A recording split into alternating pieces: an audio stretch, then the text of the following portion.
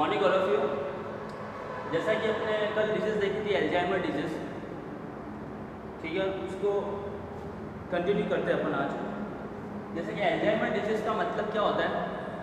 Alzheimer disease वो होती है जिसके अंदर क्या होता है कि जो नॉर्मल फंक्शनिंग न्यूरॉन्स होते हैं, नर्व सेल, ब्रेन की जो नर्व सेल्स है वो धीरे धीरे डिस्ट्रॉय हो जाते हैं, नष्ट होना शुरू हो जाता है।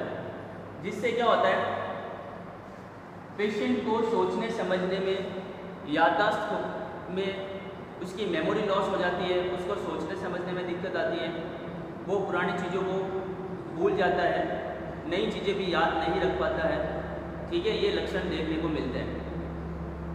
तो एल्जाइमर का मैंने मतलब बताया था सेनाइल डिमेंशिया। सेनाइल डिमेंशिया, इसको सेनाइल डिमेंशिया के नाम से भी जानते हैं। मतलब ऐसी बीमारी, या डिमेंशिया का मतलब मैंने क्या बताया था, loss of memory, loss of memory. अगर याददाश्त जो है वो लॉस हो रही है, किसके अंदर? सेनाइल का मतलब ओल्ड एज, बूढ़े लोगों के अंदर, ठीक है। तो इसको अपन सेनाइल डिमेंशिया के नाम से भी जानते हैं। मतलब ये जो बीमारी है वो ज़्यादातर बूढ़े लोगों में होती है, ओल्ड एज के अंदर होती है ये बीमारी। जिसमें क्या होता है कि जो ओल्ड एज के जो लोग हैं वो क्या होते हैं, या वो अपनी पुरानी याददाश्त, अपनी पुरानी लाइफ की जो भी एक्टिविटीज़ थी, जो भी उनका नॉलेज था, वो सब जो है भूल जाते हैं, ठीक है।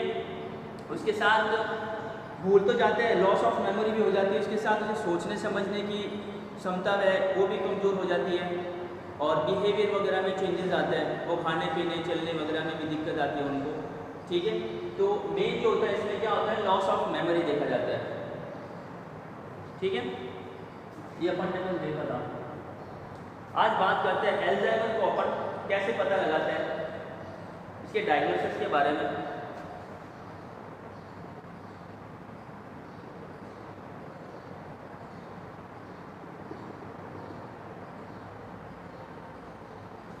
सबसे पहला होगा physical examination and history collection.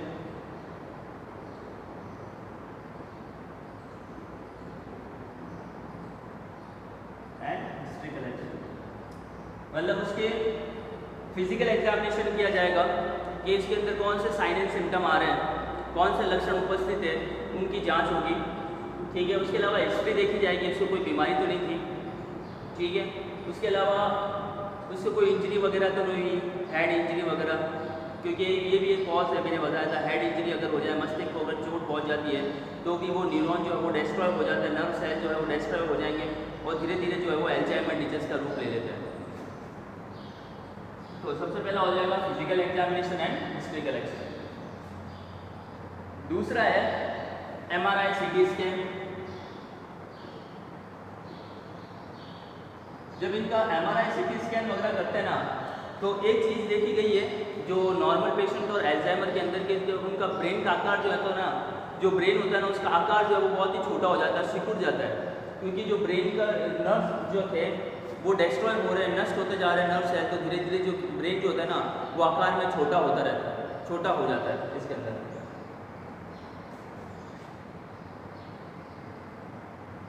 इसके अलावा PET, पोजिट्रॉन एमिशन टेस्ट,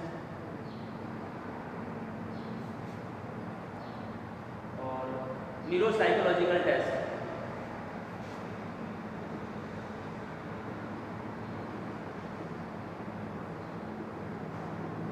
जिसमें क्या पेशेंट का बिहेवियर चेक किया जाएगा, उसके सोचने समझने की, उसके बोलने की, उसके बिहेवियर में क्या चेंजेस आए, वो चीज़ें देखी जाएगी साइकोलॉजिकल टेस्ट के अंदर, न्यूरोसाइकोलॉजिकल टेस्ट के अंदर।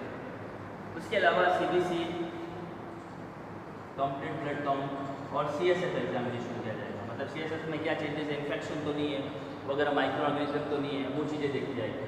तो सबसे पहले इसका डायग्नोसिस एल्जाइमर में क्या हो जाएगा, physical examination and history collection. दूसरा MRI CT स्कैन करेंगे, जिससे अपने को ब्रेन की जो है उसके आकार की वगैरह की पता चल जाएगा। एल्जाइमर में क्या होता है, उसका आकार जो है वो छोटा हो जाता है, क्योंकि सिकुड़ जाता है उसके अंदर, ठीक है।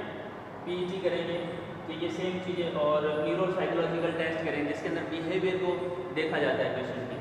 CBC, कंप्लीट ब्लड काउंट, और CSF एग्जामिनेशन करेंगे।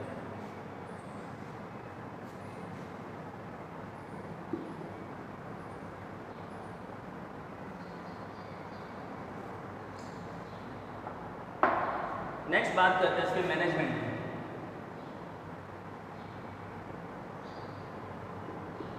मैनेजमेंट में सबसे पहला है मेडिकल मैनेजमेंट।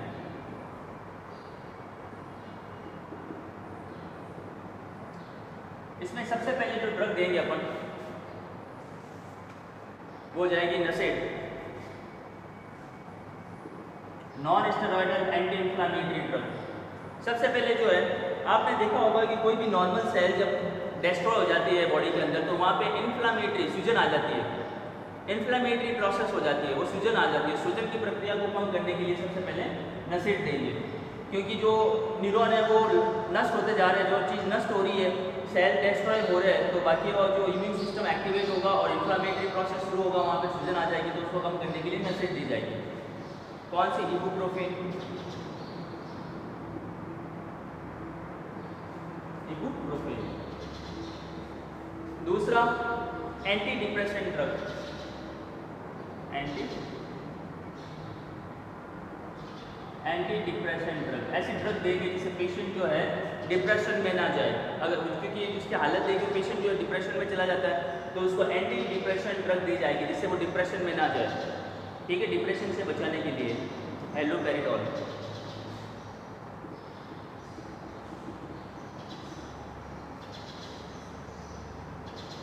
उसके बाद है मेमोरी इंक्रीजिंग ड्रग।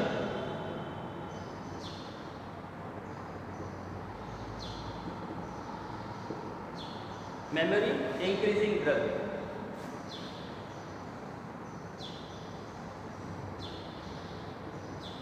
ऐसी ड्रग देंगे जो याददाश्त बढ़ाने का काम करती है, जैसे कि एसिटाइलकोलिन,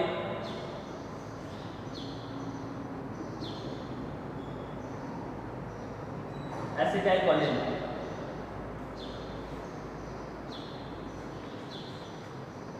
क्योंकि उसके अलावा न्यूरोलेप्टिक,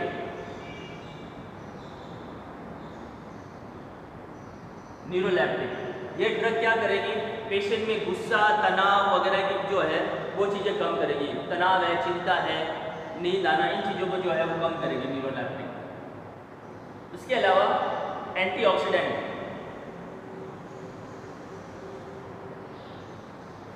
विटामिन ई जो नॉर्मल फंक्शनिंग के लिए चाहिए, विटामिन ई देंगे। और कोलिनर्जिक इनहिबिटर,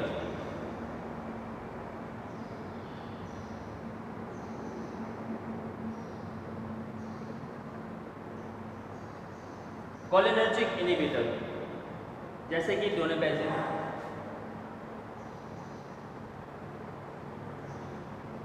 एक ही ड्रग काफी है। ठीक है, तो इसके अंदर कौन कौन सी ड्रग दे रहे हैं? नसेड्स दे रहे हैं, एंटी डिप्रेशन दे रहे हैं, मेमोरी लॉस जो इंक्रीज करने के लिए ड्रग दे रहे हैं, न्यूरोलेप्टिक मतलब बाकी जो इसमें चिंता वगैरह जो चीज़ें होती हैं उनको कम करने के लिए दे रहे हैं, एंटीऑक्सीडेंट दे रहे हैं और कोलिनर्जिक इनहिबिटर दे रहे हैं, एसिटाइलकोलिन को इनहिबिट करने के लिए कोलिनर्जिक। ठीक है, ये दो ड्रग दे रहे हैं। नेक्स्ट है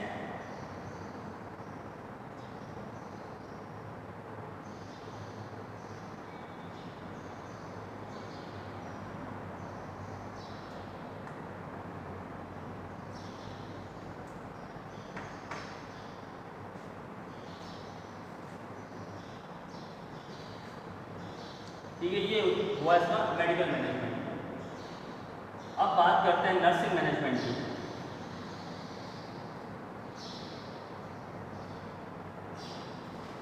नर्सिंग मैनेजमेंट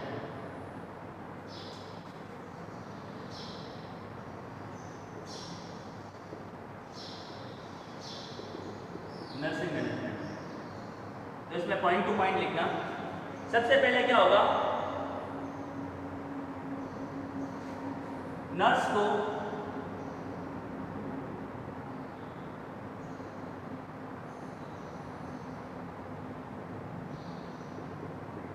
पेशेंट को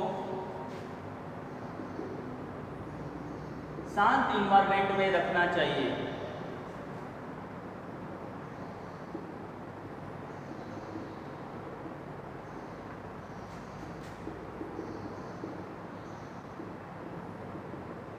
रखना चाहिए। सबसे पहला पॉइंट कि पेशेंट को शांत इन्वायरमेंट में रखना है, ठीक है, क्योंकि वो पहले से चिड़चिड़ा है, ठीक है, मेमोरी लॉस और उसको कुछ पता नहीं कौन क्या है, तो वो गुस्सा हो सकता है, कुछ भी हो सकता है, तो उसको शांत इन्वायरमेंट में रखना है।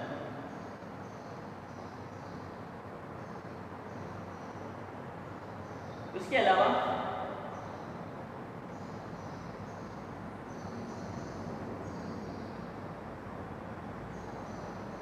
पेशेंट को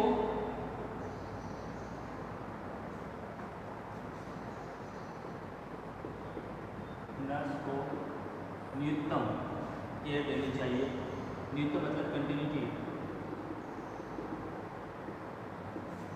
केयर पेशेंट को देनी चाहिए।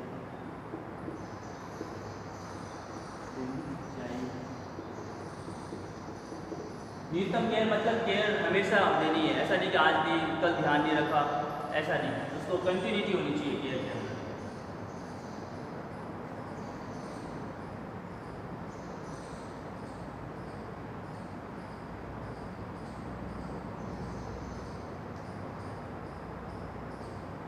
नेक्स्ट है पेशेंट की फीलिंग का पता लगाना चाहिए।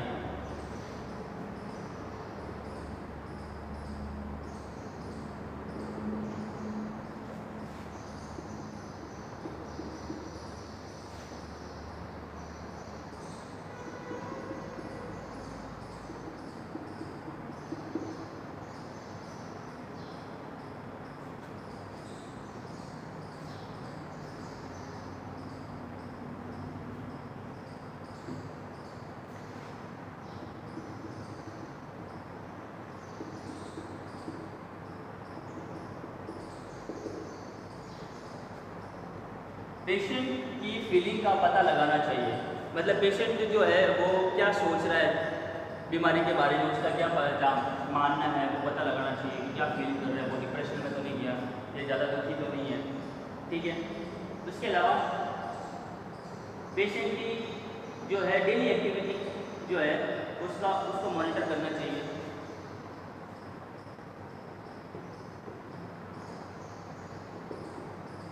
डेली लिविंग एक्टिविटीज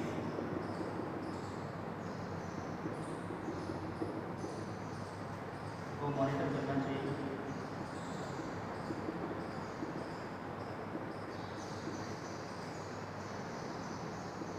मतलब पेशेंट जो है वो रोज का काम कैसे कर रहा है, क्या कर रहा है, ठीक है, किस तरह से कर रहा है, उसका पता लगाना चाहिए। उसको ध्यान रखना चाहिए कि अपना आपको नुकसान ना पहुंचा दे।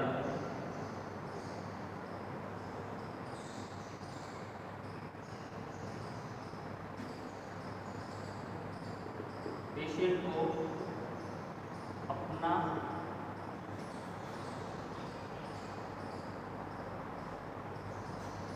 ख्याल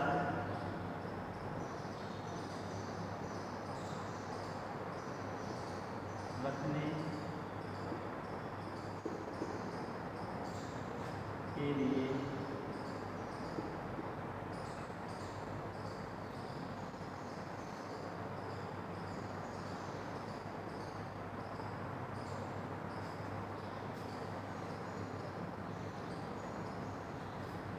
अपना ख्याल कैसे रखना है वो याद दिलाना।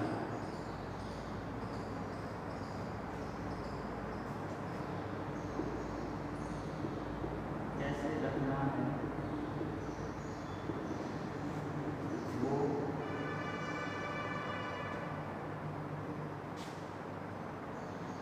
याद दिलाना चाहिए,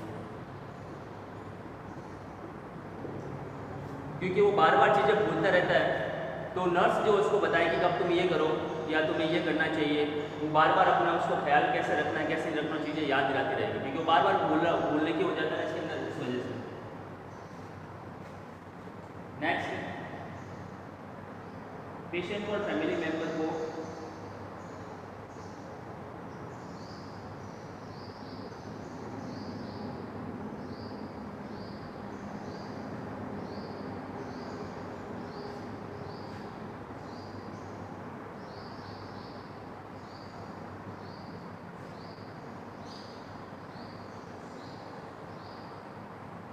और इसके अलावा पेशेंट को सेफ इन्वायरमेंट प्रोवाइड कराना चाहिए, पेशेंट को सेफ इन्वायरमेंट, शांत भी होना चाहिए और सेफ भी होना चाहिए, वहाँ उसको किसी तरह की कोई इंजरी या नुकसान ना हो। प्रोवाइड करना चाहिए।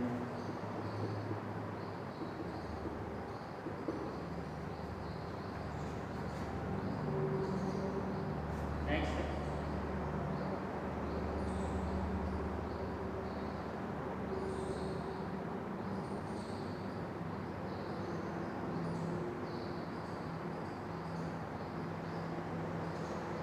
पेशेंट को क्लोज एवं सिक्योर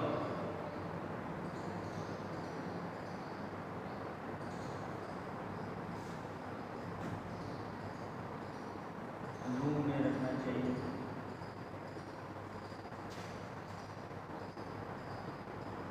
क्योंकि वो भूल जाएगा कि वो कहाँ पे है, किस जगह है, तो उसको जो जिस पेशेंट को रूम में रखेंगे और रूम को दरवाजे बंद रखने और वहाँ सभी चीज़ें सेफ होनी चाहिए। ठीक है, इसके अलावा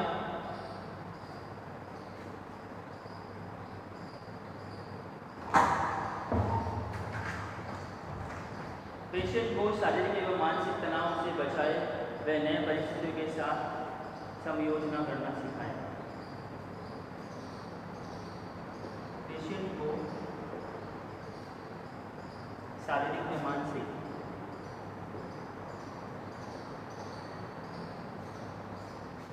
फिजिकल व मेंटल तनाव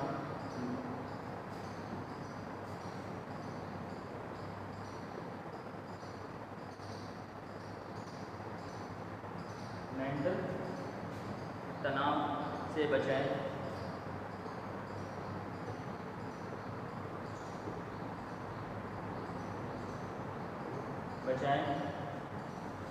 व नई परिस्थितियों के साथ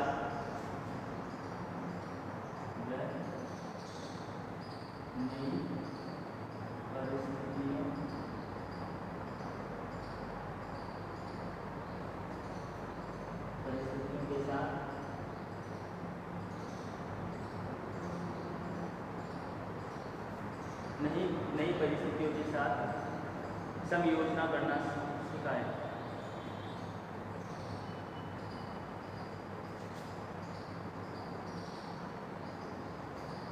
समायोजन करना सिखाएं।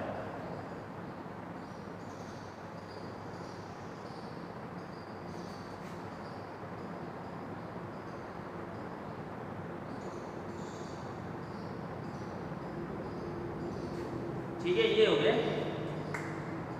वैसे बहुत सारे हो सकते हैं इसके अंदर और भी, कि पेशेंट की देखभाल करनी है, पेशेंट को सेफ इन्वायरमेंट, उसमें उसको क्या चीज़ें चाहिए क्या नहीं, ड्रग्स देनी है प्रोवाइड, डेली केयर देनी है, इसकी साफ़ सफाई में उसको हर चीज़ों को याद दिलाना है बार बार कि ये चीज़ें लेनी, ये ड्रग करनी, ये सब कपड़े पहनने, इस तरह से खाना होता है, ये सब चीज़ें उसको बार बार बतानी होती है। तो इसके अंदर और भी पॉइंट आप लिख सकते हो, बहुत सारे पॉइंट हो सकते हैं, लेकिन कुछ ही पॉइंट है जो मैंने लिखा है, आप अपने मन से भी लिख सकते हो, क्योंकि वो सोचने समझने में परेशानी हो रही है, मेमोरी लॉस हो रही है, इस वजह से क्या होगा, अपनी खुद की सफाई नहीं रख सकेगा, हर छोटी छोटी चीज़ें भूल जाएगा वो, कि ड्रग कब लेनी है, क्या करना है, कहाँ पे अपने रिलेटिव को भूल जाएगा। ठीक है, तो उस सब चीज़ें उसको याद दिलानी है, सब चीज़ें उसको साफ़ सफाई कैसे करनी है, कैसे टॉयलेट करना है, कैसे क्या है, वो सब चीज़ें भूल जाता है, तो उसको सब चीज़ें जो है वो याद दिलानी होती है और इन सब चीज़ों में उसकी मदद करनी होती है। ठीक है, तो वो सब आप लिख सकते हो। ठीक है।